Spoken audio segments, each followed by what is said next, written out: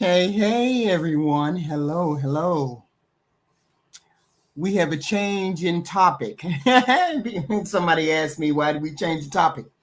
Well, Netflix decided they weren't going to cooperate with me, so I had to change my topic. I hope it's a topic worth talking about. The reason why I picked this topic, excuse me, I picked this topic today. She overstepped her bounds, or she overstepped my authority. I picked this topic today because I was having a conversation with this young man. He's not necessarily a young man, around 40. And I was having this conversation with him, and he was saying, please hit the like button when you come in the door. Please hit the like button. He was saying, a women or women in general have a hard time understanding this one concept with men. If you overstep his authority, why would he need to be there in the relationship if she oversteps my authority? And I thought that was really weird. I thought that was a really interesting dynamic. He said it came from the discussion that we always have about needing a man and wanting a man in someone's life. If you overstep my authority as the man in the relationship, what do I need to be there for? What is the point in me being there when I'm made to feel unnecessary? And he said, men, quite rightly, feel rejected, unwanted, hurt. You don't need me to be there if you can make all of the decisions.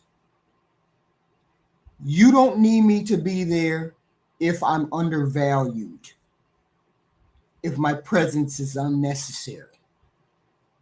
Okay? And this is a very isolated thing that women do.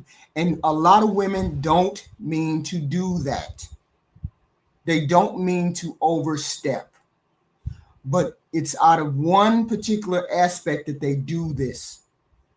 It's called the mothering instinct, or the mothering smothering instinct, because it's always a matter of looking at something and trying to solve the problems instead of saying, I have a partner and let my partner figure this out. She oversteps her boundaries. Okay. A man is quite capable of understanding what he needs to do and when he needs to do it. I am a big proponent of standing back and letting him do what needs to be done. I don't need to have a conversation about it. I don't need to assert his authority. I don't need to do any of those things.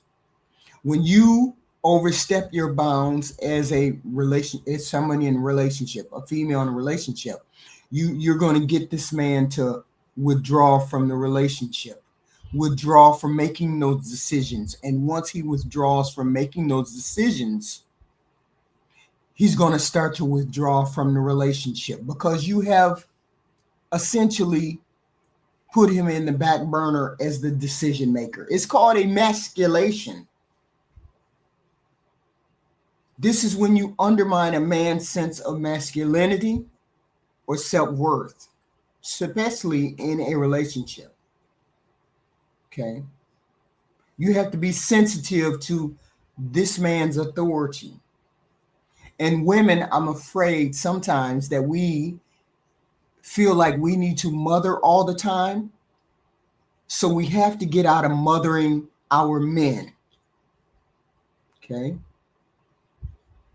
We criticize his abilities or change his decision making.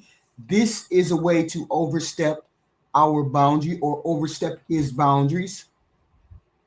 Constantly pointing out what's wrong, what needs to be done, and this may lead to inadequate feelings.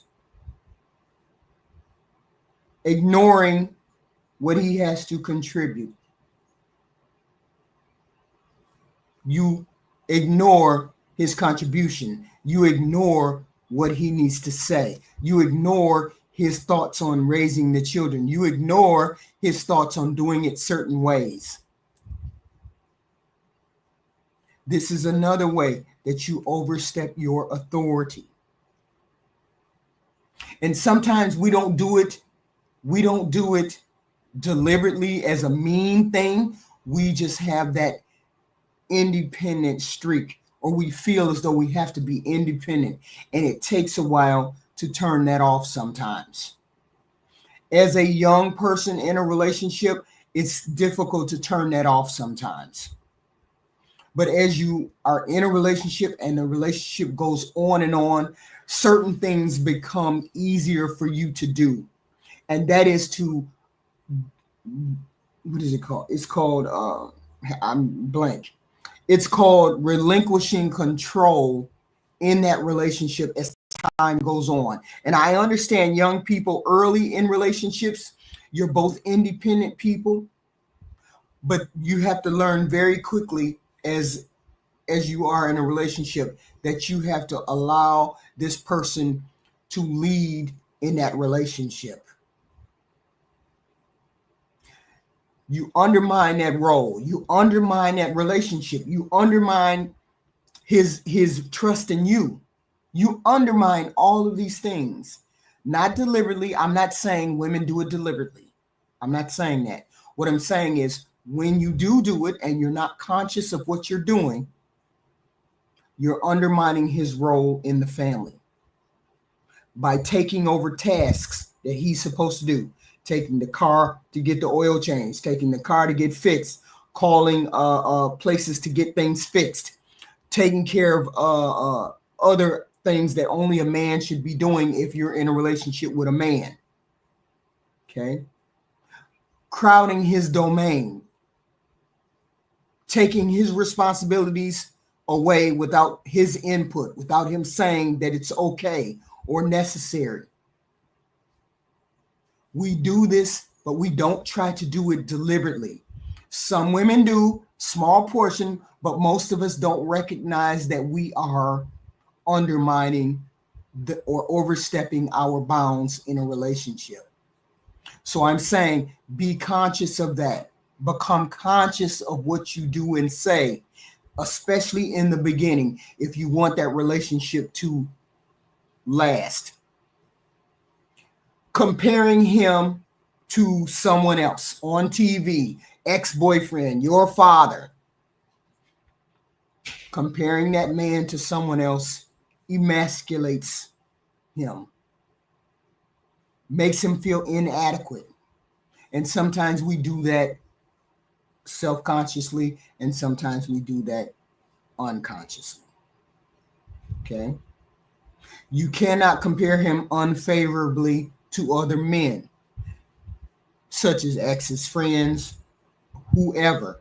Don't ever do that. That's a self-esteem killer. I don't care how or when you slice it. Comparing him to your father, saying, my dad knows how to do that, why you don't know how to do that, is an ego killer.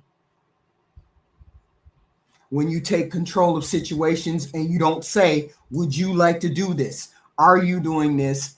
Okay, I'll stand back. When I see men talking, I stand back. I sit right in my femininity. I'm not saving a man. I'm not doing that. I want you to save yourself. I'm letting you be you. I'm letting you take control of that situation. Okay? Don't ever step in between two men who are having a discussion and two men who are trying to work out an issue or a problem. You overstep your authority there when you do that. Mocking or belittling how he feels about a situation, how he feels about doing something, dismissing those feelings as invalid, or you just jealous, or you just don't know, or you just weak, or you a bitch ass nigga, or you this, that, and the third. Those are not valid responses if you want to stay in a relationship with a man. Those are not valid responses. And I get it. Some of these are default, but you have to learn what your triggers are. You have to learn the things that you say and do are not always appropriate in the middle of a relationship when you're letting, or you're supposed to be letting, the man lead in that relationship. And I mentioned it before, calling them derogatory names, that kind of stuff. Don't dismiss the feelings that are there that may be valid. All feelings are valid. That doesn't mean they need to be expressed, nor do they need to be ignored, nor do you dismiss those.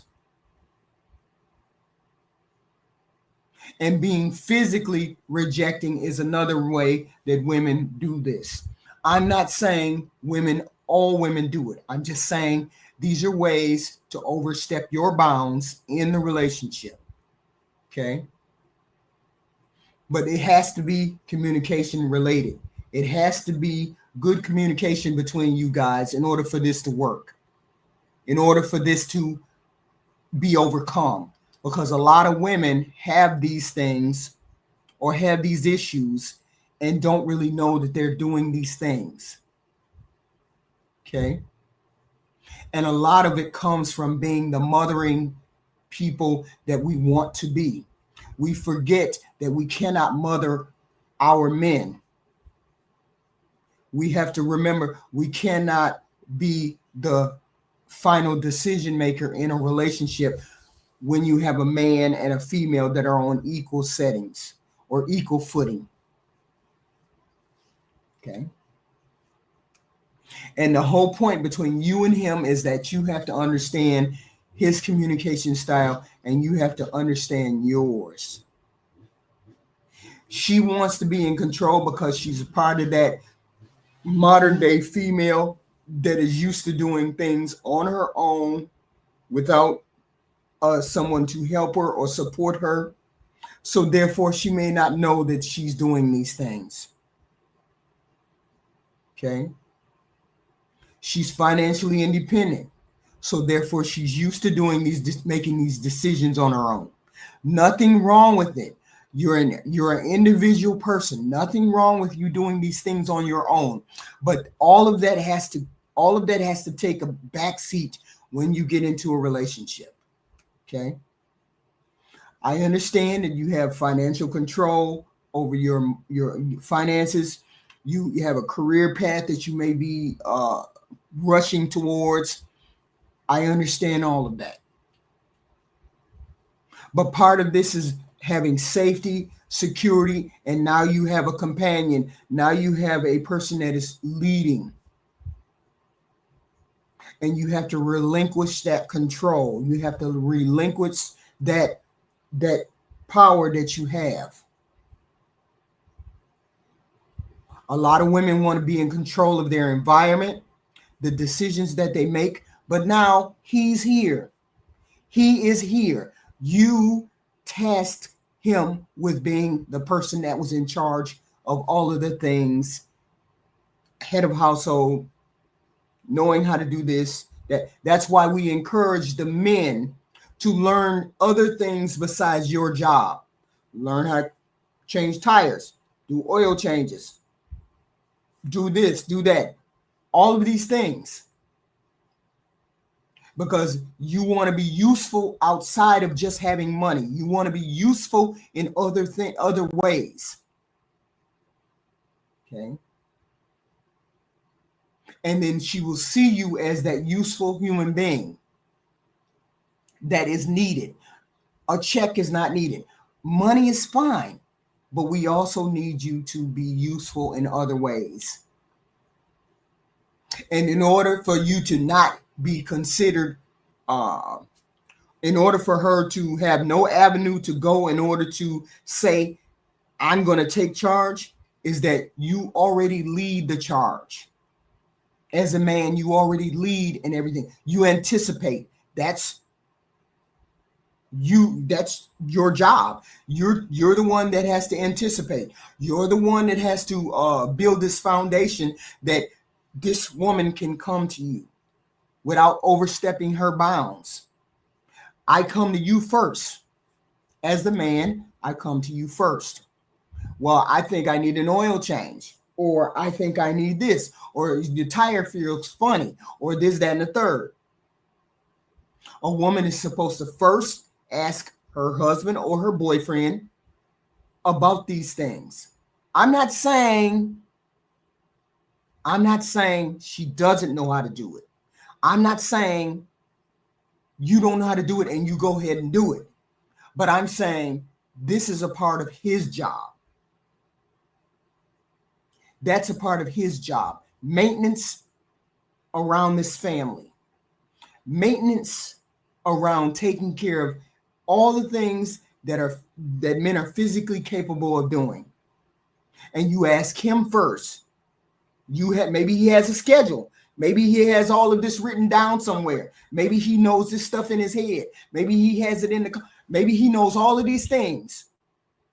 And you just circumvent him without saying, hey, I know you're the person that takes care of the cars. I'm leaving you with, the car. So this is your job. I'm letting you do it, right? So the whole point is when she undermines, or she doesn't deliberately do it, or she undermines your authority, that's a discussion that you all have to have.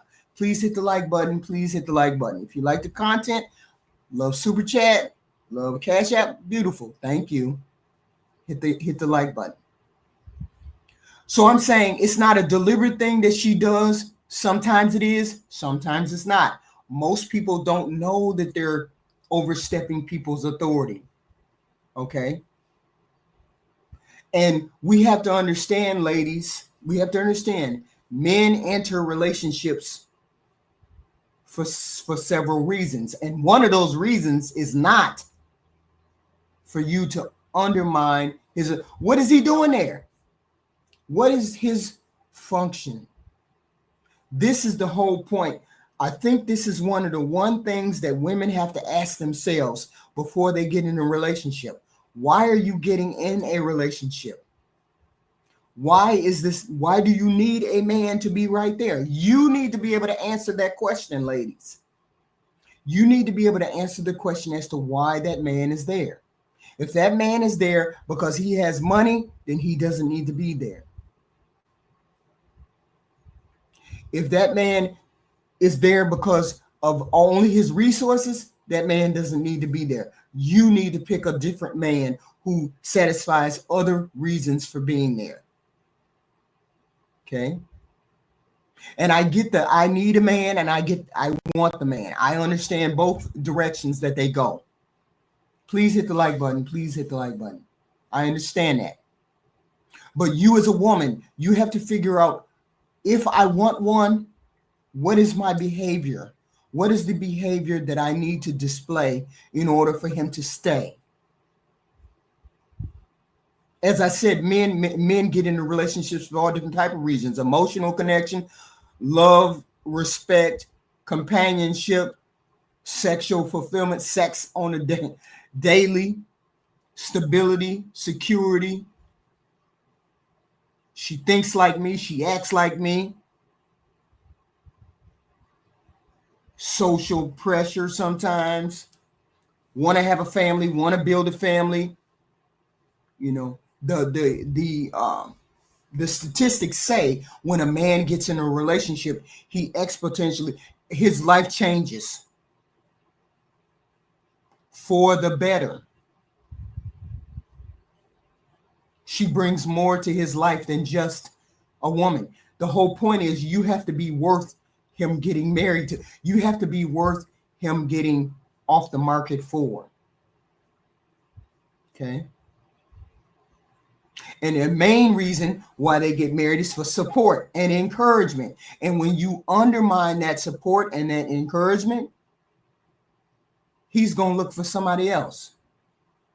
He's going to look for that somewhere else if you undermine it, if you continue to undermine it, if you don't know how to do it, if you don't have any kind of training in that support, training in giving that support.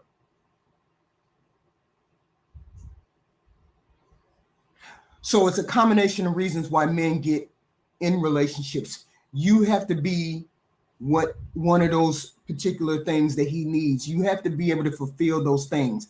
And one of those fulfilled things is not being critical, over demanding, overvaluing your contribution and undervaluing his contribution. I mean, I was talking to this young man and he was saying that's one of the number ones. One of the number one reasons why men do some of the things that they do, because they have been undermined in the relationship. Okay. Frustration comes with frustration, insecurity, anger, hurt, loss of confidence. And he resents you for that. Then he becomes disconnected. There's no way I would be walking through this minefield of a marriage and I'm hitting all the wrong markers. If you know maybe that you would be hitting the wrong markers, get some help with hitting the right markers. If you know, see, that's a part of knowing yourself. Do you know what type of female you are? Do you know the things that you say? Do you understand the things you say and how you say those things? That could undermine relationships, that can undermine a man, that can drive a man away.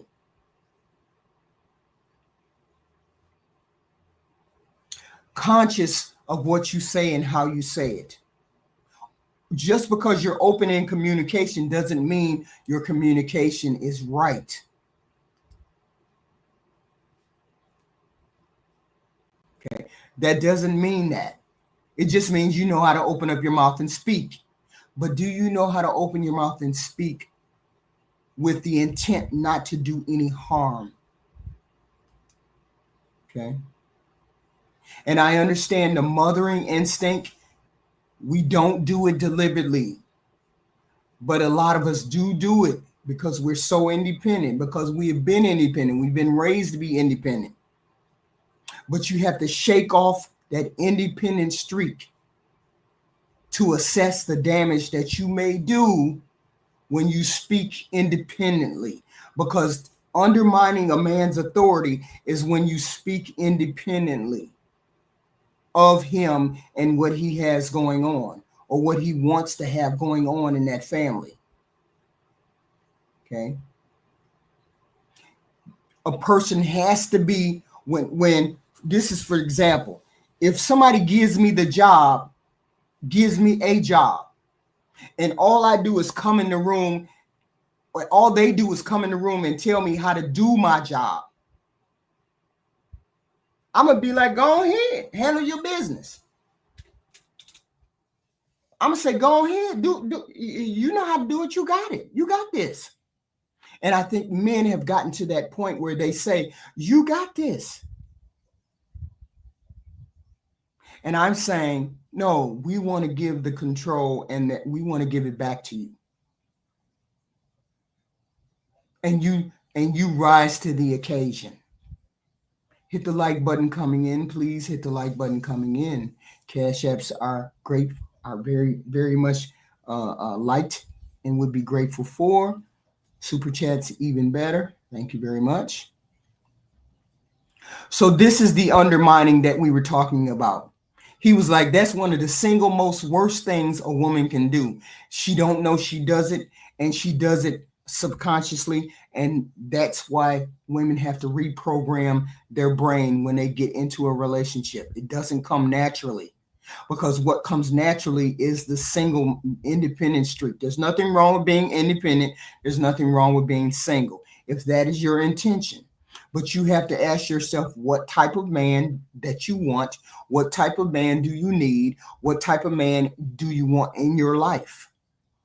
If you want a man that you can tell what to do and then not have any consequences for it, there's plenty of men out there that are willing to be in the back seat. But if you're a normal, everyday, average woman, you want the man to be in the front seat and you want him to be competent. But you also have to be able to sit in the back seat and not make a peep. So this is the undermining he was telling me about. And I was like, really? I really? Is that how is that how they really feel? Is this what we're talking about? Can a woman change from that? Can this dynamic be changed? Okay. Controlling a man. And that's another part of it, Apollonia. Thank you. Thank you. Controlling a man. That's a different dynamic. You cannot do that in a relationship. You cannot do that in a relationship. Okay. Oh, I put that over. But the whole point is, I'm saying when not at work, we're not talking about work. We're not talking about we're talking about relationship. I got a phone call. What? From Triple X. to accept, press 1. To send Triple X. Hello. What's going on? Hello. What do Hey, you have how you on the doing? subject? Hi, I'm fine. What do you have on the subject? All right. So this subject, just for clarity, because I see you got a name while we in trouble. So this is about the woman cooperating with a man's plan. Okay. Is it correctly? I'm just trying to make sure. This is the topic of women may undermine a man's authority when she undermines his authority. Yeah. I think, a man's authority needs to be respected. If she truly respects his authority and his gangster, so to say, then she would be down with what he's talking about, and she won't be finding ways to disrespect his authority. Right. But it's not a matter. I don't think it's a matter of, I talked to some guy and they said, I don't think it's a matter of her deliberately undermining his authority. I think it's a matter of her independence and her instinct to take control of a situation that makes her do that. Not necessarily saying I got to control him and he got to do what I say type deal. I don't think that's why she does it. Well, I don't know. I think because I know I have to fight my instinct. I have to fight my instinct to control stuff. Yeah, look, if I have to fight my instinct to control stuff, even in a relationship, I know other women have to do the same thing. So I'm saying it's not. Yeah, I think it's gonna be situations. No, I get what you're saying for sure. I think it's gonna be situations that come up where it's natural for a person to have an immediate reaction to it. Right. Without thinking of their spouse. We still have to remember. I mean, women are still adults here. Right. So we have to be realistic. Like, right. I don't have the same expectations for UHQ as I have for a 7-year-old. Right. Yeah, like if something come up, like I do expect you to be able to make some solid decisions with everything. Right. In every situation, you won't be able to talk to your husband in time. Right. It just won't be. It'll come up. You have to make a decision. Like I'm realistic. I can't be like, all right, like I have more expectations of you than 7. Okay. They saying who on the phone? Triple A. Yeah, I mean, I get that. I'm not saying she's a smart cookie, and then she just gives it. She just hands the stuff over to you. Oh, I'm just such a woman. I can't do nothing. No, I'm not saying that she's like that. I'm saying when like, okay, for example, this is what I'm saying. For example, you you both have things in the house that you do. And women know how to do certain things, like nurture the child, or she knows how to do this, or she's thinking, let me buy the shoes, let me do all of these things. There's certain things Right. that she's going to be able to do, or she's going to do, that you know that you wouldn't be doing. You would just automatically bow out of doing those things, right? Certain things that she would do, like Right. Yeah. Because changing the diaper, maybe, right. you would bow out of those things sometimes, a lot, Yeah. but not all the Yeah. time. So I'm saying there's things that men do or should do that she should automatically bow out of doing or trying to do, that usurps his role. Usurps. Jeez, is that the word? No, I get what you're saying on that. Yeah, something that's more his expertise. Right. So I'm not saying Exactly. she has to pretend like she's, oh, I'm so feminine, I can't do it. No, I'm saying, there's women who will, well, you just can't do it. Let me do it. Or I just went and did it. I wasn't waiting on you to do it. You would have did it tomorrow. That kind of thing. Right. You see what I'm saying? Oh, yeah. Undermining men in that particular way. So I'm saying, if we can get women to do that, we can get women to be conscious of doing that. You know what I'm saying? Right. Maybe we can Right. pull that back a little bit from the ladies from doing that. Be conscious Right. of what you say and do that might undermine the man's authority and his lead. This is what I'm saying. No, I totally agree with that. Mm-hmm. And yeah, that's ultimately what's needed, Mm-hmm. And I mean, it's this was a the number two-way one. street. This was the number one thing the guy said. He said this is the number one thing or issue that most men had a problem with, being undermined in the relationship in that particular way. Maybe not deliberately, but she's so used to being the independent Domineering, person. yeah. Right, Mm-hmm. right. Yeah. But not Yeah, I think way. it's certainly a top issue for sure. Right, right. Yeah, it's definitely a top issue. Mm-hmm. Yeah, it's a two-way street. Respect got to be on both ends. Right. There are some things that is a little bit more of a woman's wheelhouse, but when it comes to order of importance and things that is important, I would definitely expect for the woman to check in with me before any serious moves are made. Right. And I'm just saying to the women, we need to start doing our own check-in, right? Yeah. We need to start doing our own check-in, because if this is an issue, and the men say, the people that I spoke to today said this is kind of an issue, then maybe the boundaries have been overstepped more than we like. I agree. No, I get that. Hey, HQ, can I jump in and ask you a quick question? Go ahead. Hey, that review you did yesterday, that was wild about that girl. And yeah. Now, how would you have handled that? Say that would have been you. Well, look, I'm gonna be real. Like in your situation, you probably wouldn't be friends with a trans girl anyway, because I could tell you don't swing that way. But let's just say you found out a guy you ever messing with, it was like that, And how would you handle that? Like, if I was dealing with him that day, and I found out that day I was dealing with him still. Yeah, no, I mean from the perspective, kind of similar to how she was dealing. I guess she was dating him, and then I guess at this point she was no longer dating him. Yeah. Oh, okay. I probably would go to him and say, why did you put me in the position, even though we're not dating now?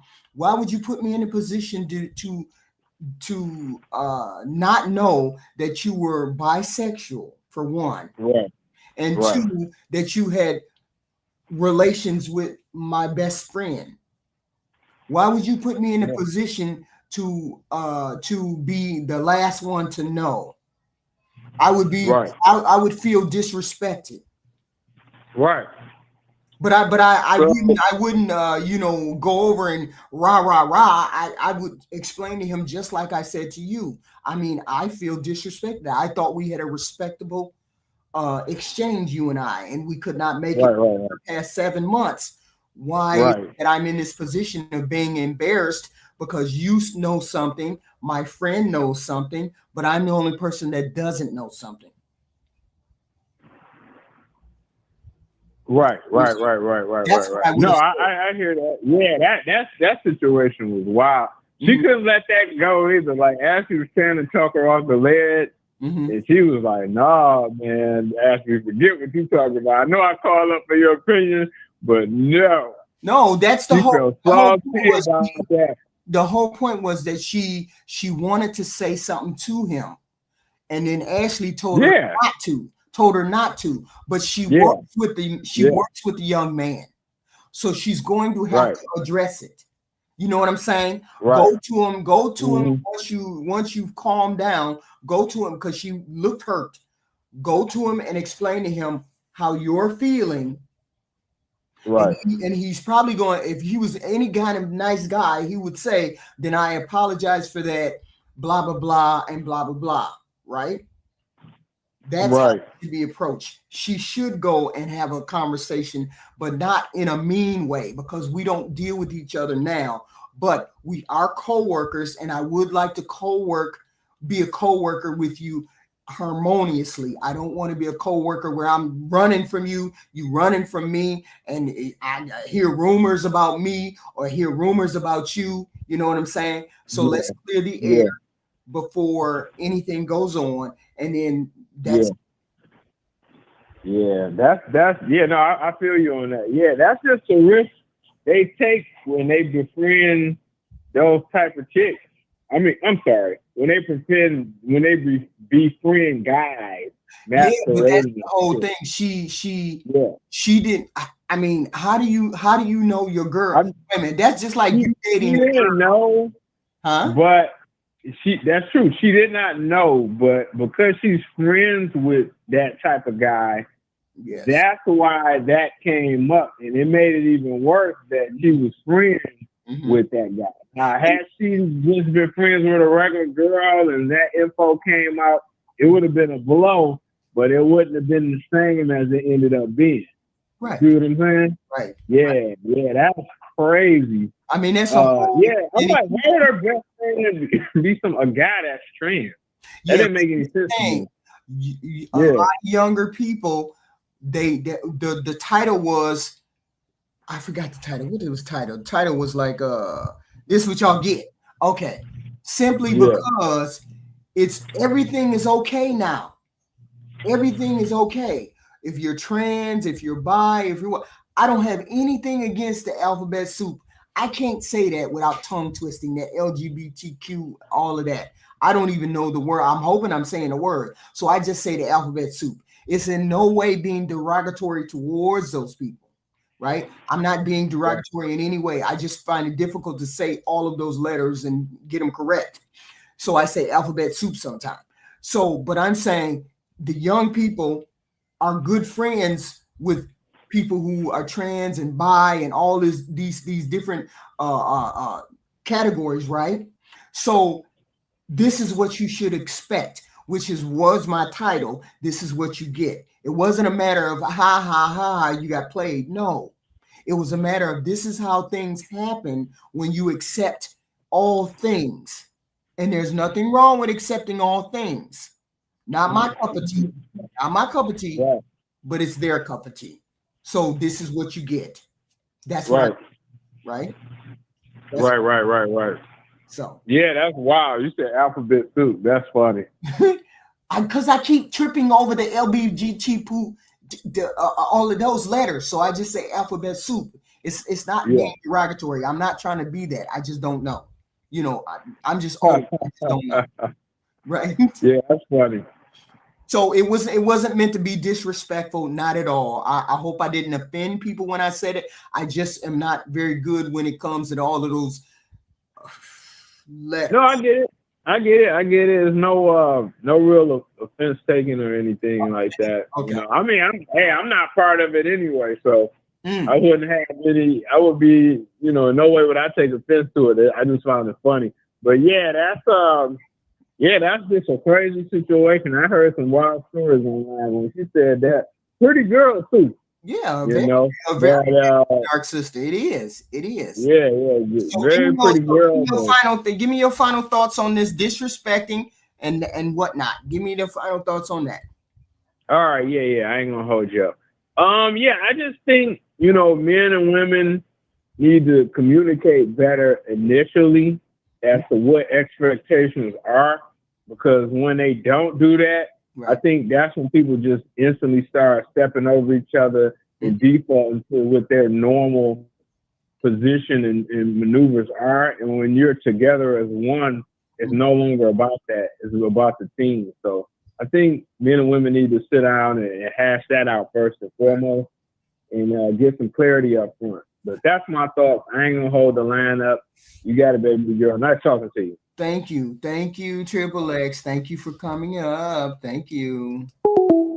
I believe in this. I believe the same. The whole thing is when you have a relationship, right, and you have roles. See, the problem with a lot of people is they not flexible with those roles. Flexible with certain things.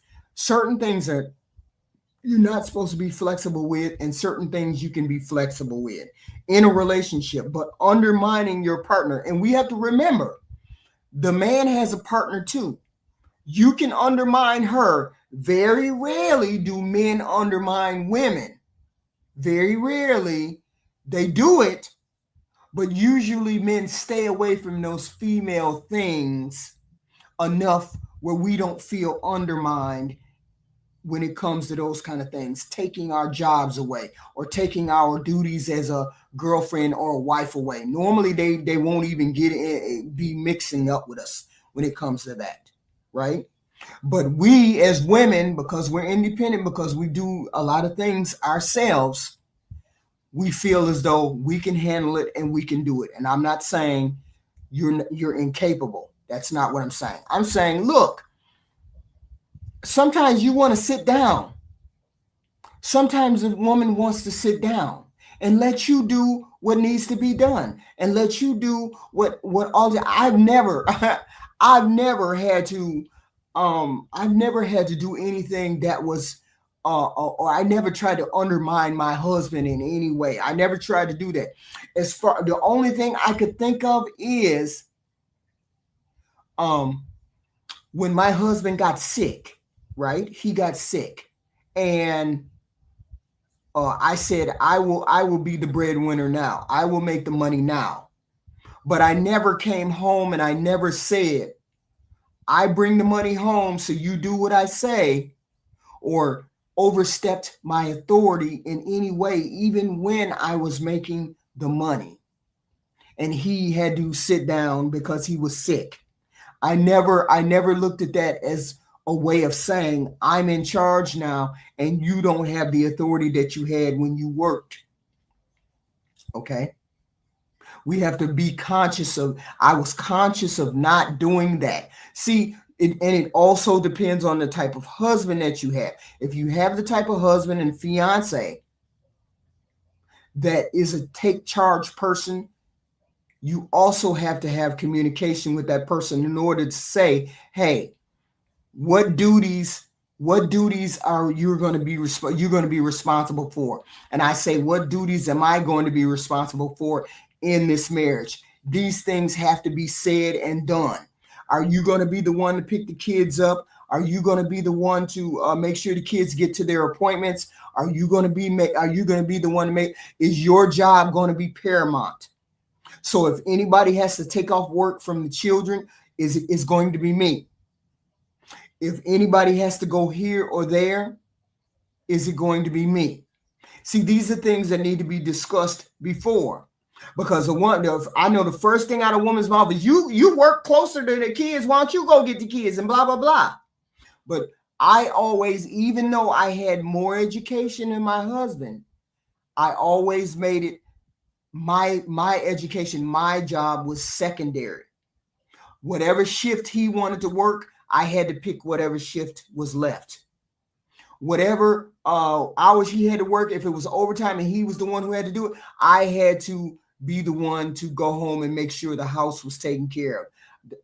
All of these things. If he had to do this, that, and the third, this was work wise. That's the man. He has to be the one who does these things. Okay.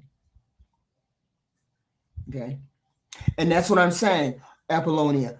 Not realizing that she's doing that, not realizing that people do that, right?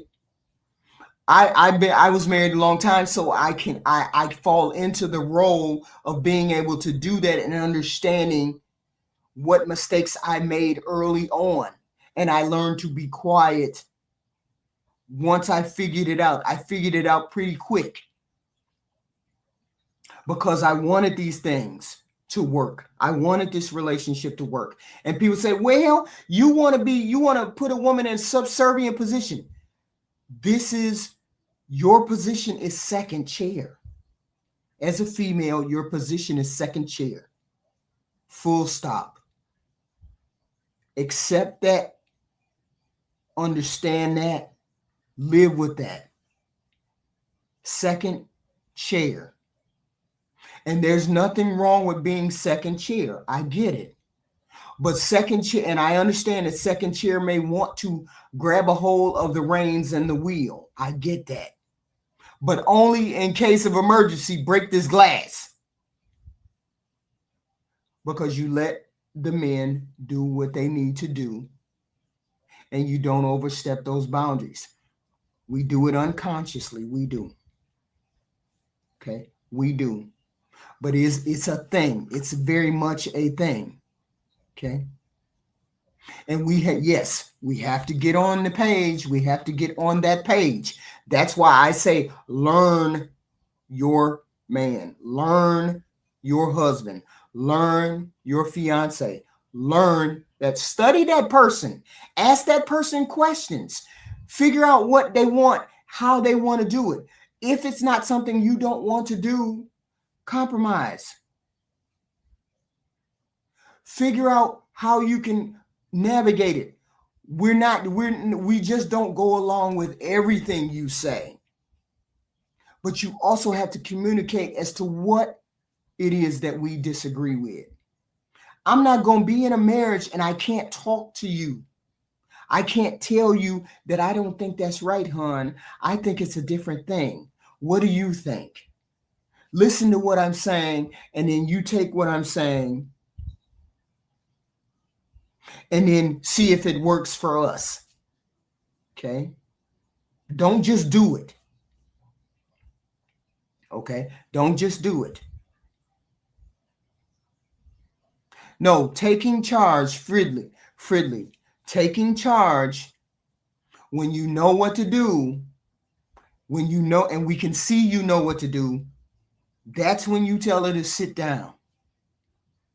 Sit down, I have this. And not in a rude way. Sit down and tell, I have this. I got it. I got all of this. I'm one of those people, I need acts of service. I'm a person that needs acts of service. So if I need acts of service, what do I expect a man to do? I expect a man to show me. You have to show me, right? You have to show me that I don't need to do any of these things. Okay. And he says, I'm fine. I'm fine. That is the single most conversation killer when someone says, I'm fine. Okay. But then you have to let people explode, implode, do whatever. Okay. You have to let them implode sometimes on their own. And then sometimes they come back around and then they talk to you about it. And that's a part of the thing that we have to train men too. When you need help and you feel like you need help, you have male friends. And if you don't want to go to your male friends, you have experts out there somewhere. If you don't want to come to me, Okay. If you don't want to come to me, there's men, there's experts, there's friends. Okay. And then that to me, instead of coming to me and saying, no, I don't want you to help, but I can clearly see you need help. You say, I know what to do. I know where to go. And then that restores my feelings for you. That restores the confidence I have in you. But you let him make that mistake. You let him make the mistake first. Because if you don't, he's going to resent that. Oh, definitely. Okay. We do want a man to take charge, but he has to be competent, not in everything, but he has to show a level of competence most of the time. And then we will let him lead. We will let him do the things he needs to do. You know, there's nothing. I love when I see a guy under a car trying to fix the car, lifting the hood up, cleaning the car out, going to get the oil changed, taking it upon himself to say, hey, I can go get groceries, I can wash clothes, I can do all of those things. I don't expect him to do all of those things all the time, but he shows me a level of competence. He shows me a level of competence. I'm good with that. And sometimes we just have to learn how to lead from behind. We are women. This is what we need to do. Greetings, greetings, Leon.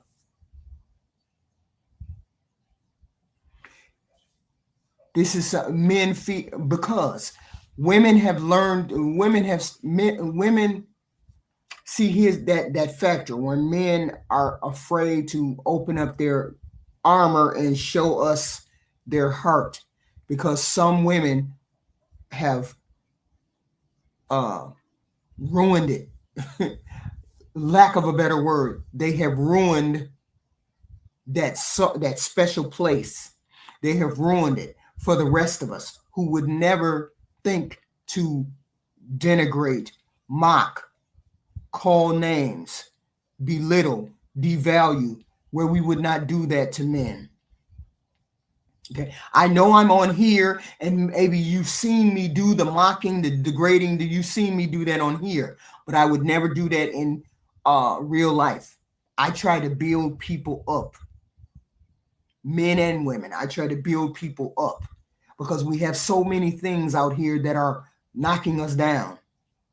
And when women use the vulnerability of a man against them, that messes all of us up. That messes all the relationships up.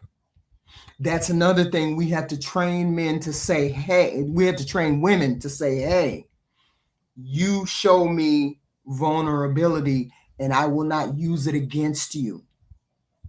Same with a man. If you show me that you care about me, I'm not going to humiliate you. Okay. Hello, Rain. Hello. So this is what I'm saying. I'm proposing that we make a conscious effort. All of us make a conscious effort to listen to what we say before we say it. If you're in a relationship, or if you want to be in a relationship, think about what you're saying before you say it. If he says, I got to go here and do this, you don't automatically jump up and say you need to go with him. And that's another thing. I forgot about that. Women who always say they got to get in the car with the man. They got to go with him. No, I want to go with you. I want to go. Sometimes men need to be in the car thinking on their own, trying to figure out their own stuff. Just like women need to figure out their own stuff. Men also want to be alone sometimes to figure out their own stuff. He just going to the store. He's saying he going to the store. He's saying he going here. Let him do these things on his own so he can rejuvenate himself. He doesn't always need you to rejuvenate. He needs you to be at home doing what you need to do at home. Don't undermine the authority. Just go along. I need to go to the store. Let him go so he can do his thing. Just like I'm one of those people that I need to get up early. I need to get up a half an hour early before everybody else does so I can recalibrate. Sometimes men need to recalibrate and they don't need you right here. They don't need you right here. They need to go off and think about things, pull their own thoughts together. And I found that out from my husband, who used to say, I'm going to ride the motorcycle, or I'm going to the store, or do you need anything from the store? I'll be back in an hour.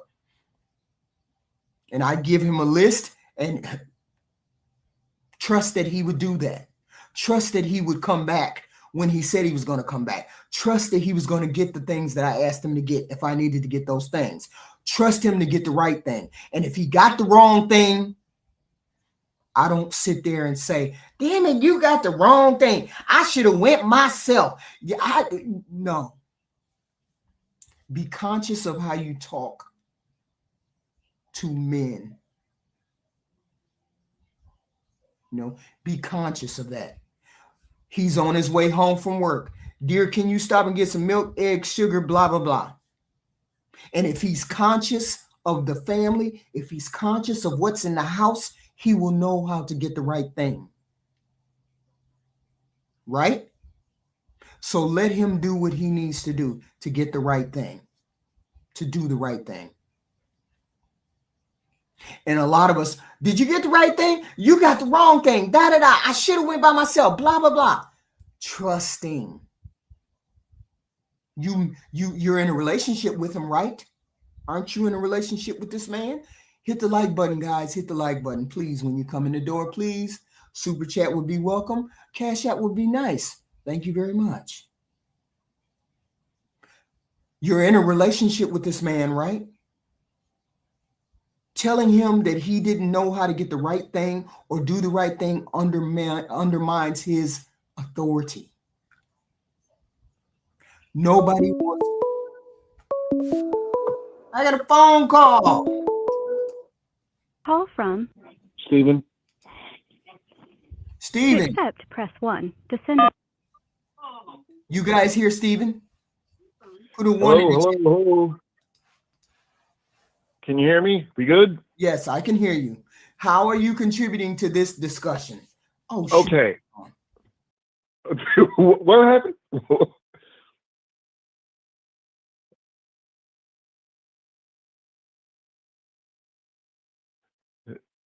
Hello, chat. Hello, everybody. Project Leroy. 5 time. I love your icon there, brother. Apollonia Misbehave, I wish you nothing but the best for you and your husband upcoming in the future. Jay Walker, what's going on, girl? All right. Miss Rain, I love it when it rains. I'm only happy when it rains. How do you feel about the subject of women undermining, or it doesn't have to be just a woman undermining the man. The woman can undermine the woman too, but to a smaller extent. Okay. Okay. The only example I could think of, it actually was an incident that happened with me and my sister. My sister was coming over, and we were about to go somewhere, but she asked me for something in the house. I think she asked me for like a bottle of alcohol, rubbing alcohol, right? So my sister is one of those independent chicks, been independent forever. She works, 60 whatever hours a week or whatever. And she's single and she's older than me. So she's up there. But I walked to her car and I got in, and the first thing that she said to me was, "Oh, you didn't bring me what I asked you? You forgot to bring the alcohol?" I just looked at her. And I took the bottle out of my pocket of my sweat jacket, and I showed it to her, and I said, "See, that's why you can't keep a man." Right there. Ouch. And she laughed, but it was true. No hello, no, hey, did you forget or whatever? She just said, "Oh, you just forgot it." type of attitude. Right. So it's little things like that. That's the only example I can give off the top of my head or whatever.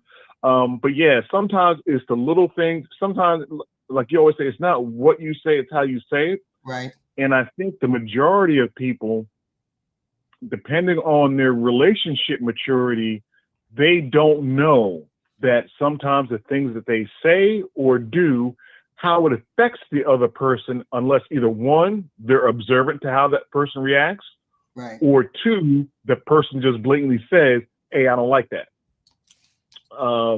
There was one time where I was dating somebody, and I didn't know "put your thinking cap on" was a trigger word for me. So what I mean is that we were on the phone and something came up or whatever, and I couldn't think of. She asked me a question. She's probably kidding. I couldn't think of the answer, whatever. Right. So she said, "Put your thinking cap on." I didn't realize, as a 50-something-year-old man, that was a trigger word for me from like going back to like first grade. Because the first grade teacher that I had, she would always say that to the students, but she was an adult, and most of the students didn't understand what she was saying. So my immediate response came out right out of my mouth. I'd never said this ever before to anybody that I was dating. "I'll punch you in the face." Well, she took that literally. Ouch. She didn't take it for, as just a response from me. So I had to explain to her, say, "Hey, yo, I didn't mean that. I wasn't serious with it, and I wasn't trying to offend you or, in this particular instance, bring back bad memories of what you had dealt with other men." Right.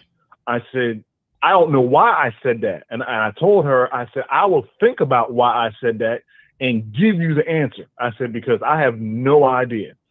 So sometimes, you always have to have a level of understanding Right. that, hey, we're not all perfect. And sometimes the closer a person gets to you and you are to that person, Right. those little things you can bring out of that person.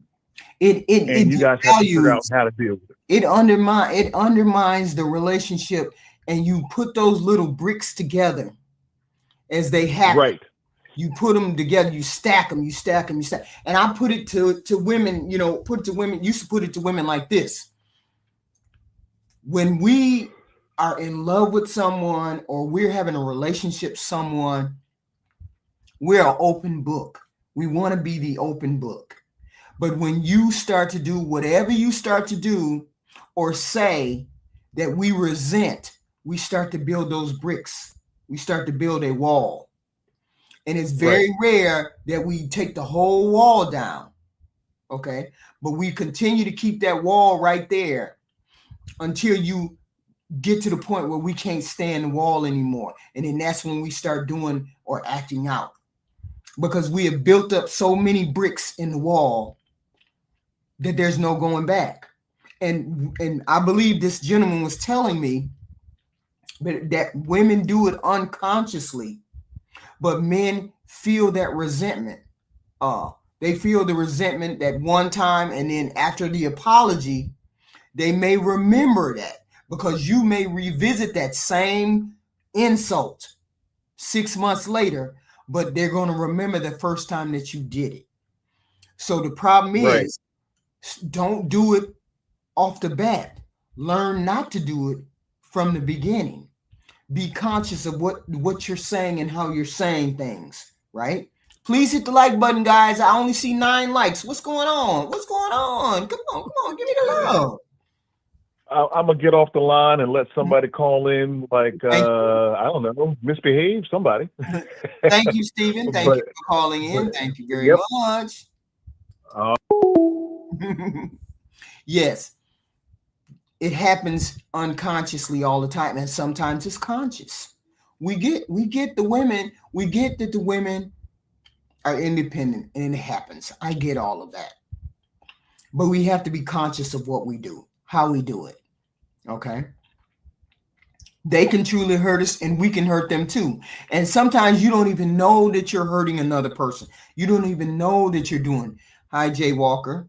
You don't even know that that's what you're doing or how you're undermining your relationship. Okay. You don't know that you're doing that, but we don't try to do it. We're trying not to do that. We're trying to put different things in place where we understand what we're saying, how we're saying it. And the first initial thing that must be done is to figure out if you really, really and truly want a relationship. You will have care and concern about what you say. Care and concern about what you say and how you say what you say. Okay. We all have to be conscious of that. Even the men have to be conscious. But 9 times out of 10, most men are, I have, even in my relationship, even in my marriage, my husband never really said anything to deliberately try to hurt me. He never said anything. The furthest I think he ever got was, damn, you talk too much. I remembering that. I remember him saying that to me. Damn, you talk too much. But he said, if you didn't talk too much, then this would happen, right? He said that. And then I was like, oh, okay, that's the way he thinks. So it's not a matter of him saying that to try to hurt me. He's saying that because that's how men respond. They don't want all that yapping, right? That I tend to do when I get nervous, in relationships, that is. Okay. So the whole point is learn how to communicate with that partner. Don't do the, I didn't know, because we have all kinds of avenues out here. We have all kinds of textbooks. We have all kinds of literature. We have all of these things out here that can teach us how to speak to a partner, that can teach us how to communicate better, not to undermine the relationship. What is he doing there if you're just going to do everything? What is he going to do? What is he doing there if you don't need him in some way? Figure out what you need. Figure out what you need. Figure out why do you need her? As a matter of fact, why do you need her in your life? Don't give me the bullshit. For real. Why would you need a woman in your life? What is the point in having a girlfriend? If you want a girlfriend, if you want a wife, what is the point in having her in your life? And you need to define those things. You need to figure out those things. You need to figure out what you need, not what society says that you need, not what society says you should have. What do you need out of this woman? Okay. What do you need? And women need to also say, what do I need out of this man? Because if you say I only need a wallet, then there's going to be a problem. It's going to be a problem to save that relationship. And I wouldn't even attempt to save no relationship if you don't know how to act and you don't know how to deal with someone and not call them a name or not treat them like dirt. Okay. But I'm just saying, these are part of the reasons why people can't maintain relationships. Okay. Because the talking factor, the communication factor. Okay. Apollonia. Oh, okay. You said something about the wedding plan. Oh man, that's the worst. That is one of the most taxing things that you can do in a relationship. At the beginning of a relationship is to plan a wedding. That has got to be the most taxing thing. Man. I heard you, Mr. Leroy. I will be editing this. I definitely will. I didn't realize I had what's his name's number? Steven's number up there. I didn't realize that. So I have to change all of that. I'm sorry, Steven. I didn't realize. I heard the water running in the bathroom. My bathroom is in my bedroom. So I heard the one. I was like, wait a minute, what is that running? And that's what it was. The water was running and I did something wrong.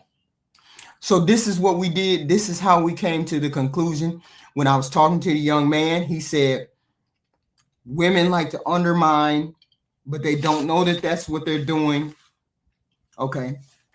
And they want to be in a relationship, They want to, but they don't want to be denigrated. They don't want to be talked down to. They don't want to be talked crazy to. This is a part of that hyena dynamic that we're always talking about. Okay, so I'm grateful for the two people that came up. Do we have anybody who would like to come up? So this is I'm calling. Yeah, don't do that. I am so sorry. Okay, I am so sorry. It is exhausting, mentally exhausting. Okay, planning a wedding is mentally exhausting, the whole nine. My topic that I have, I forgot the name of the topic that I have. What is the next topic? Oh, I forgot the name of the doggone topic that I have. But this is an interesting topic. Shit. What is the interesting topic? I got it somewhere. Because they told me, because I was looking at it and I said, let me do this topic too. Hold on. Oh, there it is. Don't make me question your loyalty.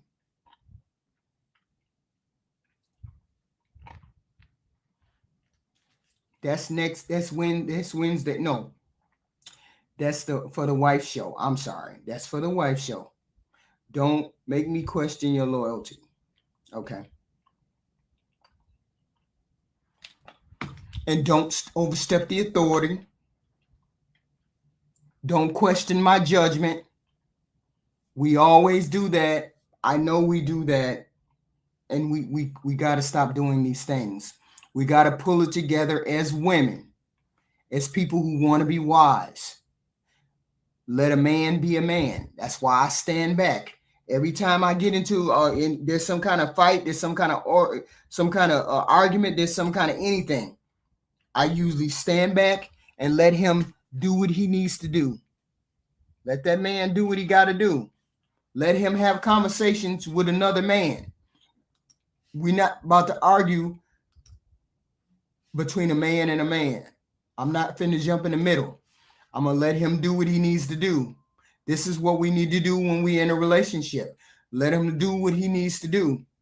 I understand escalating. I understand de-escalating. I understand you're supposed to be the regulator of the temperature. It is what it is. Okay? But don't ever jump in the middle and then undermine anything. Okay. I also got the men. They also mentioned to me about embarrassing people in public. Have you ever embarrassed anybody in public? Have you ever tried to embarrass somebody in public?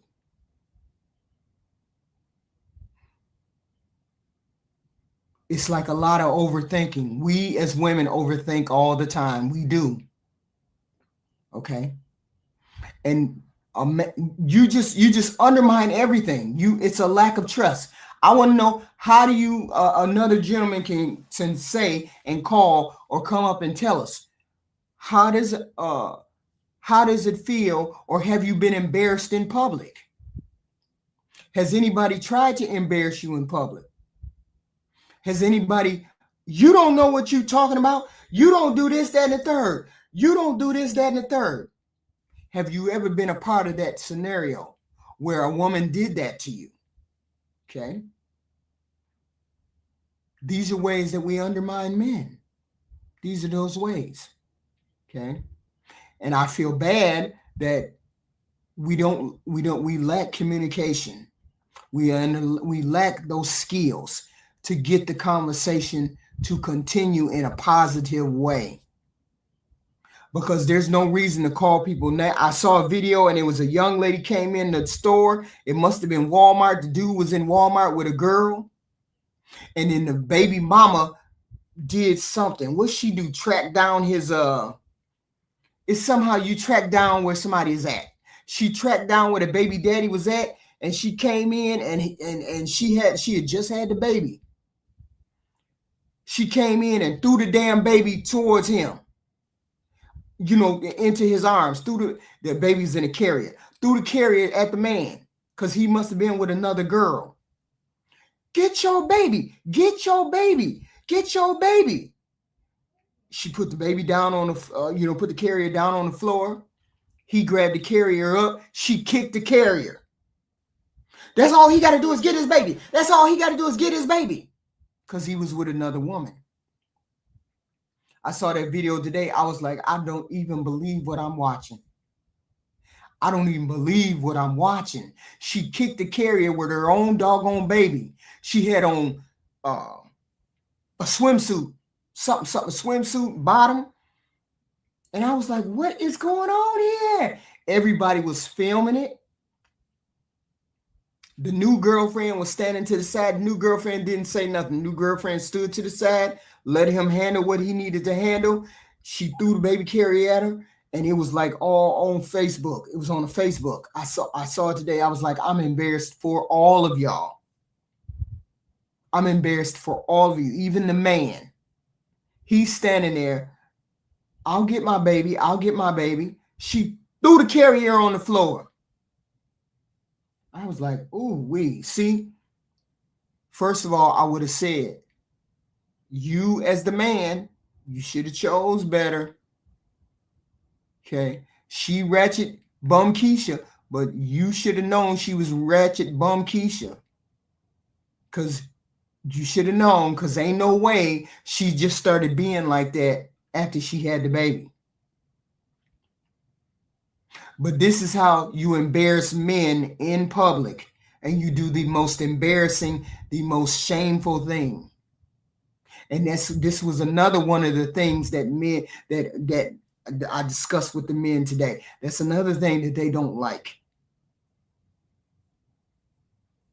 Oh no, I don't want to hear your trauma. Believe me, I don't want to hear your trauma. I ask people all the time. I ask women and I ask men, what's some of the traumatic things that happened to you in relationship? Okay. What are these traumatic things that men keep saying that happened to them? Okay. What's the traumatic things that happened to the women? Just to get a feel of it. Because I remember, Black America said, you need to ask people. I'm asking people. I'm looking. I'm taking a toll. I'm taking tally of what I see and what I hear. And I think we have gotten out of control and we don't know how to speak to each other. Yes, men still get with single, but see, if we're at a rate of 70% single baby mamas, 70% single baby mamas, the percentage of men getting with single baby mamas is high. Okay. Single baby mamas is high, right? Not saying it's good or bad, but I'm saying the rate is high. And I'm simply saying, don't get a chick pregnant unless you want to marry her. And then try to straighten that situation out. If you had a relationship with her, I'm saying if you had a relationship with her, she was reasonable. You just didn't want. Try to make it work with your baby mama, because you want to raise your child, and children need to be in the house with that man and that woman. And then you need to set aside what you think, set aside what she thinks, and y'all need to figure out what that child needs. That's all I'm saying. I'm not saying get with single moms. I'm saying get with the baby mama that you had. If you can get with the baby mama and she only has one child, get your child, get with that baby mama and see whether you can make something work. He said, Ty, you crazy. She one of them ones to be acting up in Walmart. I get it. I didn't realize it was that bad. Until I saw that video today. She had on a swimsuit and a jacket, and she had on some kind of boots. She came in, threw the baby at him. He caught a hold of it. He put it on the ground because he was paying for some stuff at the cashier, and she kicked the baby thing, which tells me she will hurt that baby just to get back at that man. which means he needs to take his baby. Whoa. She stabbed. Whoa. Stabbing couches, having fights. Well, then I see why you would not get back with her. I see why you would not have a relationship with her. That's crazy. You giving out the crazy D? Is that what you doing, Ty? You giving out the crazy D, make the girls go crazy? What's going on? Okay. There's a choice. There's choices. She stabbed his couch. What's going on? That's a whole nother level. There's mental dysfunction, and then there's relationship dysfunction, and then there's some mental things. There's mental things, right? Yeah, but there was choices to be made before you walked into the bedroom, Ty. You knew she was crazy. You knew he was crazy. So we ain't even going. I understand. There's certain things you don't like to talk about, relationships that are wild. But see, we also have to recognize some of these people out here are not meant to have children, are not meant to be in relationships. But you have to figure out, you have to discern who is and who isn't. The minute she disrespects is what? What time is it when she disrespects the first time? What time is it? Time to walk out the door, right? The minute he disrespects the first time, what time is it? Time to walk out the door, right? That kind of person who stabs couches, there were markers.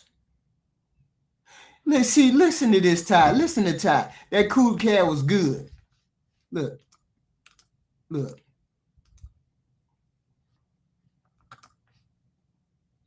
See, this right here.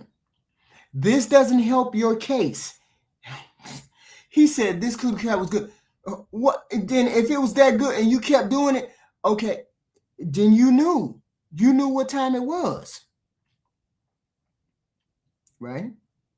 And we're not saying it's all your fault, but it's somewhat your fault because you kept going back. And then you made her crazy. She made you crazy. Hi, Chocolate Tie. Hello. But she made you crazy. You made her crazy. But we're talking about normal, everyday, individual human beings. Please hit the like button when you come in, guys. Please hit the like button. We want to get to a certain amount of likes. If we don't do anything else, we got to get to a certain amount of likes. But the whole point is you cannot undermine. What? Listen to this silliness, y'all. No, ain't he a part of the problem? This right here was a part of you helped to perpetuate that. Okay, you helped to perpetuate this whole. But I'm saying don't undermine relationship. I got a phone call. Hold on. Call from Denzel Washington. To accept, press 1. Denzel, one day I'm gonna steal you away from that woman. You know that, right? Impossible. You ain't got enough bread. But I tell you what, you give me that, you let me hold that Jeep Wagoneer, and we got a deal. That Jeep Wagoneer. I'm finna trade that bugger in. I'm finna trade it in. What you got on the subject, sir, of undermining authority? Oh man, say that one more time. Undermining authority. When she undermines your authority. I mean, that's where but see, that just has to, okay, let's just set the context. So if that's discussed at the door off rip, right? Because a lot of times the majority of these relationships today, that's just not being communicated, and also that's not being established by the man more often than not, because a lot of, like you said, a lot of men are coming into these blended families or these single mom relationships. Right. And if they're a beta male or alpha male, what have you.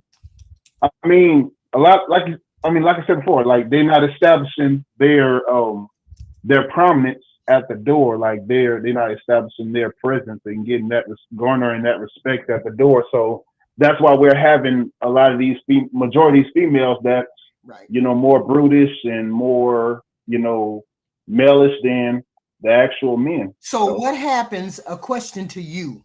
So what happens when you're in a relationship? It's like 2 years in, everything's been going smoothly. You've had a little bit of bumps here and there.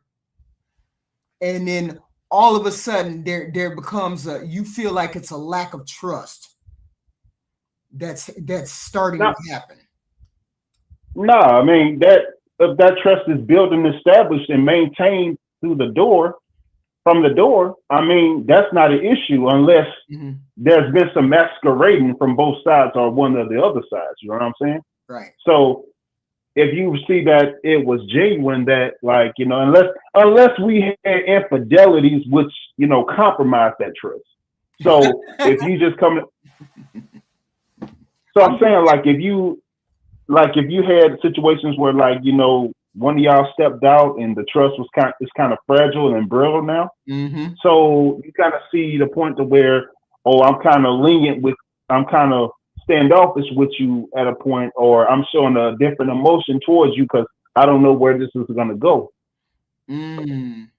So do you think it's a deliberate thing? Is it a deliberate thing on both sides, or is it is something unconscious that they may do because that's how they solve problems? Or is that how they solve issues that come up? They may undermine their partner in some way.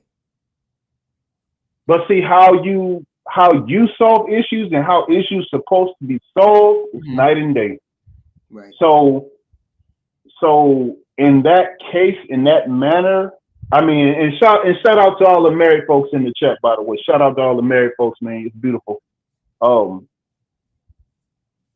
How it's supposed to be solved, because a lot of times you doing things that's on impulse based off your feelings, and now you tearing apart your family, you breaking up your family for something y'all got going on, and then y'all got 3-4 kids, young kids at that, to where you're detrimenting their lives and putting them in societal danger, and that's just unacceptable. That's just something that just shouldn't be existing. And also for these individuals that are in sexless marriages. Now, in my opinion, whoa. Nope. Did you just say sexless marriages where they not having any sex, not making no love making, like Drew Hill, we not making love anymore? That's crazy. Yeah, but do you think that's, wait a minute, I meant to ask this question. Do you think that is something that happens in young marriages or older marriages?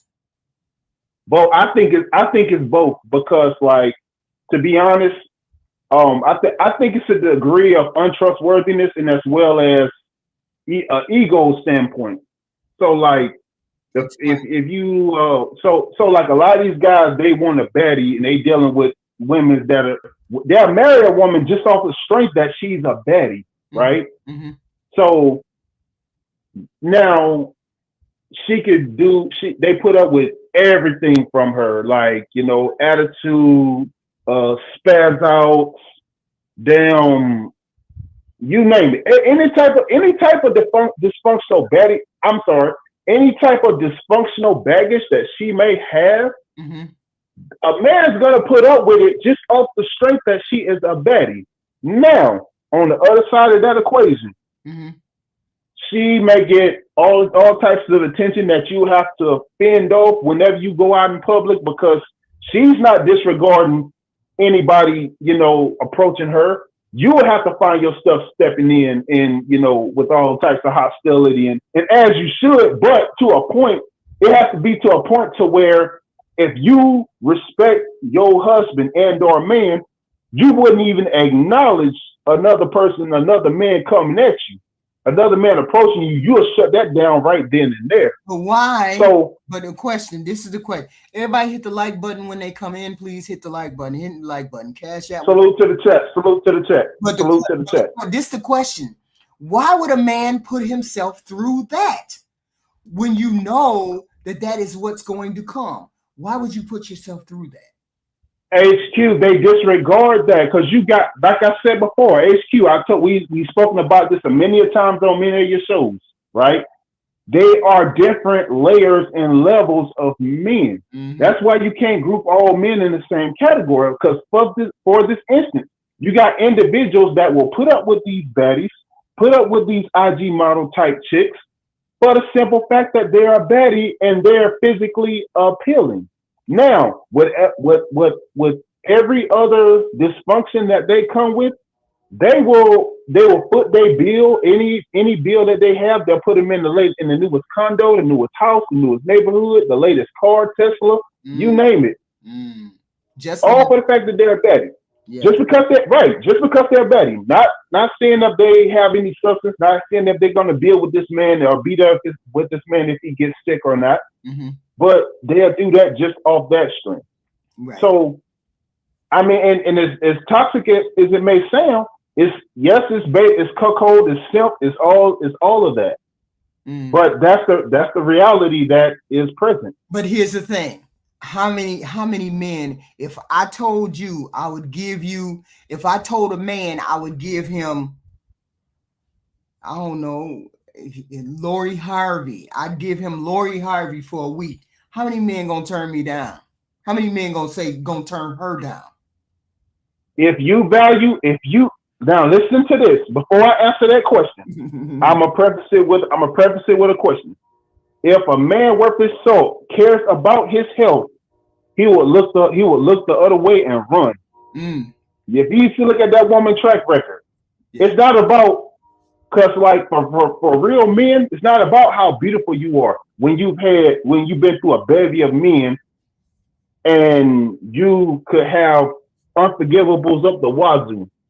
So but we're not gonna go down there, bro, because that'd be a long story. So, but I'm saying, but like I said, if you care about your health, you're looking at these things, like you're looking at these things for the long run, and not just a pretty face and a fine body. Yeah, any male. You believe that you mentioned the last show, but the female show? But do you believe sex is important in America? Sex is important. You have to be attracted to the person. You have to have a decent enough attraction. You said something about sexless marriage. You believe you have to have an attraction beyond. Yes, it's mandatory that you have a physical attraction. That's mandatory because now sexless marriage should be criminal in all 50 states in America. However, love making is mandatory. Shout out Trey Songz. Sex ain't better than love. Sex ain't better than love. Go ahead on. No, it's not better. Sex ain't better than love. No, I ain't gonna sing. But now, so like if you're in a marriage and y'all just like if y'all just bound financially, or y'all just making things work just to have the status, just to have the marital status, which is a heavy percent of people today that are in marriages because of the marital status. Oh, I'm married, and whatever the case may be. And it's World War III in that household. It's baseline. Because, you know, they gotta have that baseline. That baseline has to be the attraction. It has to be. Because doing stuff for duty, and I get it. Men say they got to be married for duty, and that's primarily, you know, their driving force. But I gotta be attracted to you on some level. There's gotta be an attraction, right? But see, here's the thing, HQ. Right? But see, HQ, here's the silver lining, right? As the females, right? I mean, as men, predominantly, we age better than y'all. It's just what it is. Because, you know, y'all bear children and et cetera. But we may age better. However, in y'all primary years and y'all golden years, y'all supposed to be the pretty ones. Y'all supposed to be the pretty ones, keeping yourself kept, keeping yourself fit, and all that good stuff. And today we just see a whole turnaround from that, a whole deviation from that. But yes, attraction is important because you know you don't want your spouse, either spouse don't want each other going out in public, and whether you go to Target, Whole Foods, or Walmart, and you see every woman dresses predominantly naked these days. Anywhere you go, the gym, Walmart, Whole Foods, anywhere. They're pretty much naked. All they wear is leggings and skinny legging pants. Like it's nothing secret up to the eye no more. So and you take your spouse out and y'all go out somewhere and you oogling other women and y'all having riffraff now because you looked at that other woman with the big booty, or you looking at the Becky's over here in the Target, and it's crazy. And that's why, and shout out to Stillmatic Health and Wellness. That's why we tell people to get in the gym, get fit, get shape, and maintain that. But I got keep yourself fit, in shape, and sexy for your marriage, for your relationship. I got a question. If men had not made it, if men had not let women know that they desired that, do you think women would have just did it off cuff? Being half naked in public? Because if you told me, because back in the day, women wore, clothing on. See, I find it sexy when I put on one of those Japanese dresses, a Japanese dress all the way up to with a choker on and short sleeves, and it hugs. Oh, okay. Okay. Hey, HQ, you got a picture of that? No. But I'm saying, oh, that's a lie. That's a lie. HQ, so HQ, you do got a picture of you in that Chinese dress. Stop that lying. I have a lot of pictures on Facebook, but my whole point. You got a picture. Wait a minute, let me get out. I'm saying, there's nothing sexier than a woman who covers up her body, but it does cling a little bit, but it clings a little bit, but it leaves a lot to the imagination. It just makes you think. What the hell you got on? What you think? Now, high heels, a dress, a skirt. That's the most attractive thing. Yeah, it's a geisha dress. Yes.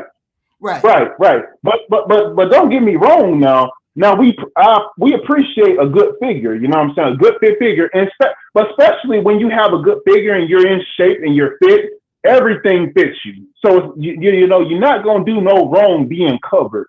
Now I guess now most you always have some clothes that that take away from your figure and like make you look kind of off, because we've all seen it. People dress different clothes. You be like, damn. But I mean, that's what it is. You brought up that one time. You brought up the sexless marriage. Did you just want to come and say that's a no? What else did you have to say about that? No, I'm saying no. Sexless marriages should be criminal. It should be a federal offense for you to be in a sexless marriage. I'm gonna tell you why.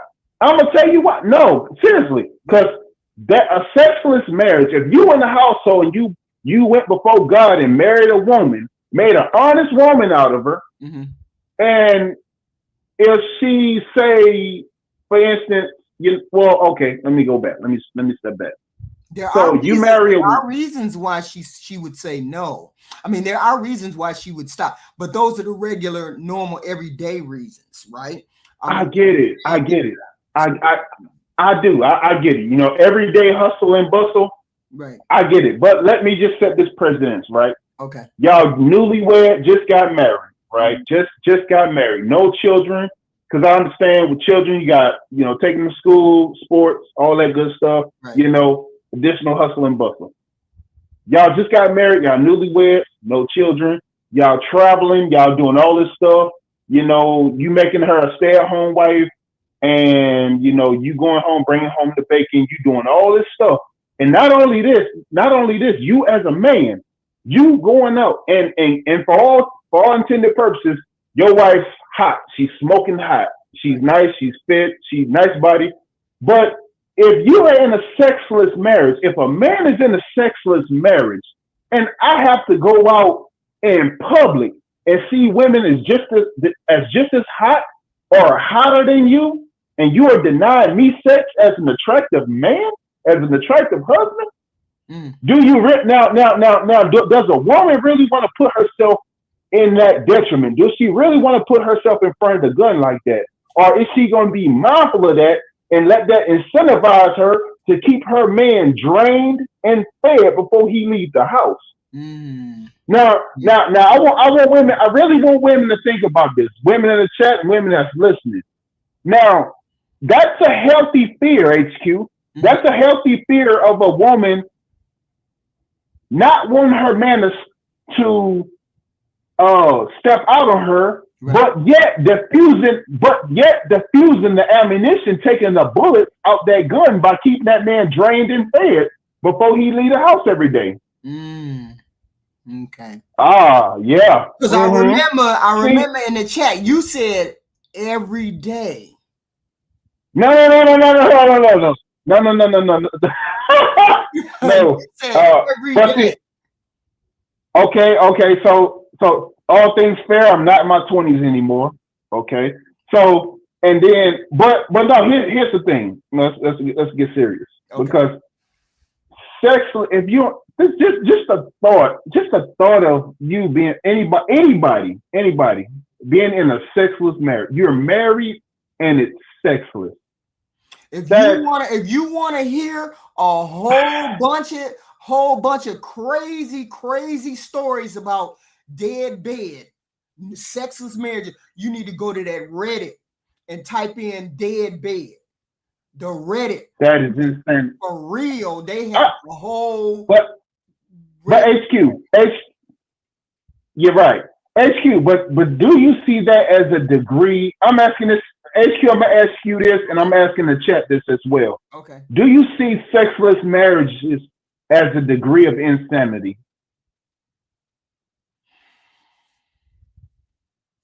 A degree of insanity.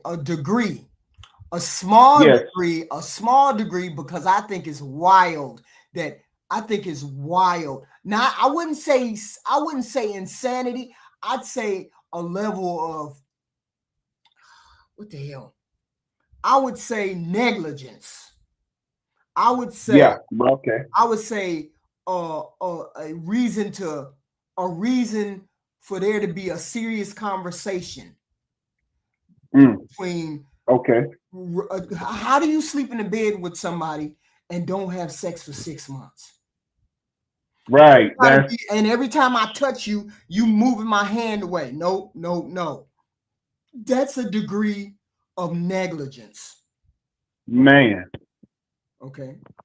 That's a degree. But see, okay. Right. Now, so what I was going to add to that is, okay, if you're a man, you're living in a house and you are you're in a sexless marriage, but then anywhere in public y'all go, say Home Depot, Lowe's, anywhere y'all go, and other women approach and giving you googly attention and all that stuff realistically, because so many women like married women. So many women like married men far more than single men. Well, no, I'm gonna go back again. I'm sorry. What? Far more women like men that are married and are in relationships than single men. And say for instance, if a man that's in a sexless marriage, he's out somewhere public, and another woman come up and strike up conversation and oogles the guy right in front of the wife's face, and the guy's in a complete sexless marriage. We ain't making a case for cheating now. Huh? We're not making a case for cheating, though, right? No, we're not making a case for cheating. Absolutely not. Absolutely not. I'm saying, would the guy be wrong for entertaining the female, being that he's in a sexless marriage? He's getting no sexual attention, which is criminal. I can't believe I'm talking about this. This makes me want to snatch. This makes me want to snatch out my ears the very word sexless marriage. You just told me you are not advocating for an affair, but you are. No, I'm not. It's an incitement. It incites. HQ, hold on. HQ, y'all let me finish. What do you mean? What do you mean by entertainment? Okay. No, I'm sorry. I'm verbally entertaining. Because here's the thing, HQ. You mean here's the thing. In front of me flirting with this other woman? HQ, the man is in a sexless marriage. The man is an alpha male. The man's paying all the bills, and the man got to come home to a wife that don't want to give him no sex. And the man got the HQ. The man got a smoking hot wife that don't want to give him sex in the house. The man got to go out in public, knowing that he's married, he's committed to a woman that ain't giving him no sex, and get confronted by beautiful women that serve burgers at Chick-fil-A, beautiful women that bag groceries at Whole Foods, beautiful women that's cashiers at Trader Joe's, and it's torture. HQ is torture. Did he not say, wait a minute, hold on. You just said you advocating for an affair. No, HQ. It incites an affair. It incites and incentivizes a man to cheat. No husband should be in a sexless marriage. That's the confines of the conversation that I'm talking about, HQ. You know what I'm regardless of you know what you're saying. Huh? You know what you're saying. What am I saying? What am I saying? He just said, chat, he just said that he would verbally entertain another woman in front of you, sexually or whatever, flirting or whatever, in front of you, because you don't want to have sex behind the scenes. So do you want a divorce? Yes. We got some serious, if we're in a sexless marriage, we got some serious conversation. So it'd be blood on the wall. So you've had conversations with the wife. You've had conversations with her. She has said blah, blah, blah. And you said it's unacceptable. You got to come out the panties. And she said, I ain't coming out the panties. And so this is where we at, right? We got to file some paperwork then. We got to file some paperwork. What paperwork? Because if you want a sexual, divorce? What else? What other paperwork is there? It ain't no text right off. What if she has a valid reason for it? If she's okay, but HQ, we talking for all things considered. Both sides are healthy. Both sides are. I'm not talking about any ailments, any sickness, any diseases. You have both spouses that are healthy, HQ. Mm-hmm. Both spouses are completely healthy. But for her mindset or whatever case, she don't want to give the man no loving, mm-hmm. no loving, no sex. And the man got to go. She's not attracted to you anymore. Or she never was. Or she never was. She's not attracted to you anymore, or she never was. Right. So, and that's on the man. That's on the man. He should have been properly vetted to make sure she's more into him mentally, physically. You think the divorce papers should happen? So my whole thing is, if you think it should happen immediately, rather than later. A divorce or love making. Divorce. But see, here's the thing. Why should no spouse, no healthy marital household spouse mm-hmm. should be in a sexless marriage? That is criminal. I agree with you 100%. That is criminal. I agree with you 100%. But there are reasons. So I'm saying once those reasons have been eliminated, once we understand that we cannot identify the problem, it's not that you don't, it's not that you can't, it's not that you have a physical illness, it's none of those things, and the one thing that's left is that you just don't want to, then we have to have another discussion, I guess. Right. You know how they go, because you have a contract in that relationship. It may not be a physical or a paper. Well, it is a paper contract. You're married to the person. The contract is we're supposed to have sex, and you're supposed to fulfill that obligation. I get all of that. Okay. So my whole point is, once you eliminate everything, then you have another discussion. Okay. Right. That makes sense. Man, that's But see, okay, so but HQ as a female, as a woman, wouldn't you agree that if a man is in a sexless marriage and he has to go out and see a plethora of other beautiful women, and even though his wife, his spouse at home is fine looking, but don't want to give him no sex, but he got to go out in public and see a whole bunch of beautiful women. Okay, let's just say this, right? Let's say this. He has a contract. Let's say this scenario. He signed a contract too. Right, he does. Yes, he does. Yes, he does. But okay, in that same energy, if the wife at home is plus size, she's gained but doesn't have any children, gain weight, doesn't want to go to the gym with the man, don't want to be disciplined, and the man got to go out in public and see all sorts of fit, beautiful women coming on to him. Y'all. Now, I'm not condoning. I'm not condoning cheating. Don't he sound like he advocating for cheating? Don't he sound? I'm not advocating for cheating. I'm not HQ, you didn't let me finish. HQ, stop double dutching. Come on now. Go ahead. So as a female, right? As a female who was married, a man that's a husband, if he goes out and his wife at home is blowed out and don't want to go to the gym with him, but he got to go out in public and see a whole bunch of fit, beautiful women, what do you think that's gonna do? What you think? Don't you think that wife is inciting that man to cheat to a degree? She 1,000% is pushing that man to cheat. No, I don't advocate for infidelity. No, I do not. Yes, but if you're not doing your duty, no, I'm not. If you're not doing your wifely duties as a wife, presenting yourself to the fullest, behaving to the fullest, and draining me before I leave the house. So and I ain't got that's non-existent to me outside these doors. What if she's sick? I said both spouses are healthy. If she's sick, what do we? HQ, come on now. HQ, you heard how I started this conversation. There's reasons. 40% of women have a lower sex drive than men.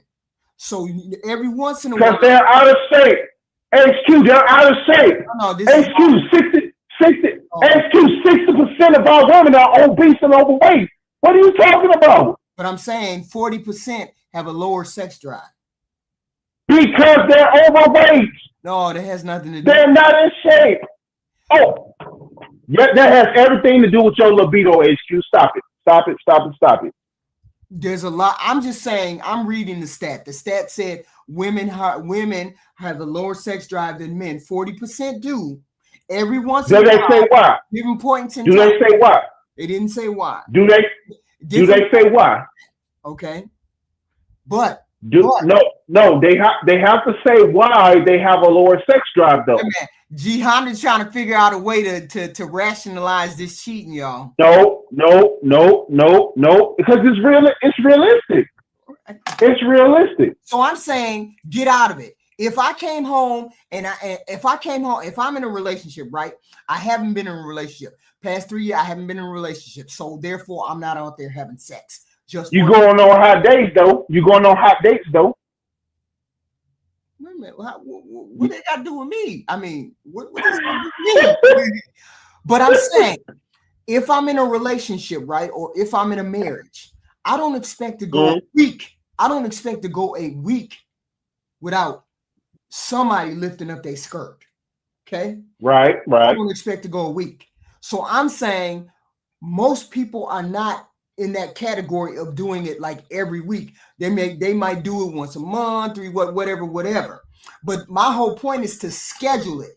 If they're not willing to schedule it, they're not willing to go through on their part, they're not willing to do all of these things in order to make that sexual part of their relationship work, then of course I would be willing to put divorce on the table. Or you ain't gonna have no sex with me. I'm gonna have sex with myself. I'm gonna get Bob out the drawer, and I'm gonna be doing my. But see, here's what annuls those variables that you just pointed out. Shout out to Still Medic Health and Wellness. If you taking your sea moss every day and you staying in shape, sex is going to be a thing multiple times out the week. Why? Because that libido's up, that sex drive is up, and you're in shape, baby. You got more energy to burn. So be that as it may, people keeping themselves in shape and keeping their vitals up intact, that body's gonna be ready to go. Yeah, but I'm looking at the chat, and the chat said not scheduled. Yes, sometimes you have to schedule it. You have kids, you have job, you have No, you don't. No, you don't. Because you have impulse of throw that ass on the table. It's breakfast time. Sometimes you got to schedule it, and I'm saying when you run past your spouse and it's been a week or it's been 2 weeks, you got to start scheduling it so it becomes regular. Okay, then sex becomes regular. Then you don't have to schedule it. That's why I encourage people to, if you got a date night, have sex before you go on the date, and then y'all go out and do your date night thing. So sometimes it doesn't have to be scheduled. Would you rather we schedule the sex than to not have sex at all? I mean, if that's what we got to do, I mean, as long as we getting it done. That's what I'm saying. There you go. Mm-hmm. There you go. All right, I appreciate it. Thank you, Jihana. Please hit the like button, guys. Please hit the like button. It would appreciate a super chat or Cash App. That would be great. That would be amazing, guys. Okay. Our subject was, we did have the one subject for the women about what is it? Saying no is not an option. Of course, it's not an option. You're not supposed to say no in sex, but there are reasons why people stop having sex. There are reasons why, and then you have to get to the bottom of those reasons and then confront those reasons, whether you need a sex therapist, whether you need more communication, whether you need more time, whatever you need, these things need to be done. 2, the comment or the subject today was treating a man or undermining a man, devaluing his role. If you undermine him by telling him what to do, when to do, being the motherly type that takes control of everything, including his role, you have to leave him to do his thing. He has to be adult enough to do his own thing, and you cannot be there all the time. We're not in the mood all the time. You are right. We're not in the mood all the time, but the whole point is there's a duty. That's why I said some of y'all got to learn how to do BJs. It just is what it is. Please hit the like button. Please hit the like button. The subject for the ladies this Sunday is, I forgot what that subject was. I did it. The subject for the ladies, well, I'll put it up later or tomorrow. My whole point is the subject for the ladies, or the wives club, the wife code. It's not undermining, but I forgot. It's right here on the tip of my tongue. But we have a nice show for that Sunday for the ladies. No, we ain't doing no BJs. You done lost your mind. You talking about being deplatformed. But the subject for the ladies on Sunday is, don't let a man question your loyalty. Don't make him question your loyalty. This is the women, this is the wife's code. That's what we're going to do on Sunday. We're going to have a discussion on that. I would love to have some of the ladies come up on the chat and then explain to us. Most of the wives be hating that. I see you wild. You wild. But I'm saying that's what we're going to do on Sunday. Figure out how we not let a man his loyalty be, or our loyalty be questioned. Okay? Because I see that men have a hard time doing that. Okay. Thank you all for coming. Thank you. Do I get all the likes? Did I get the likes? Okay. It would be nice if you could get the lights going out the door, please. It would have been great. I would love that.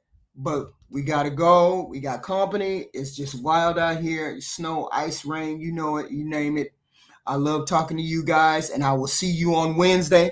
I forgot what that one is supposed to be about. Oh, I'm going to try to get that Netflix thing, because the Netflix was tripping this evening. That's what it should have been about, but it couldn't have been about that because Netflix was tripping. the later daters. Interesting show, not all that exciting, but it's an interesting show. So I'm going to try to do that one, and I might see you guys later, or I might even see y'all tomorrow. Tomorrow's Tuesday. You might see me just doing another show. Love y'all.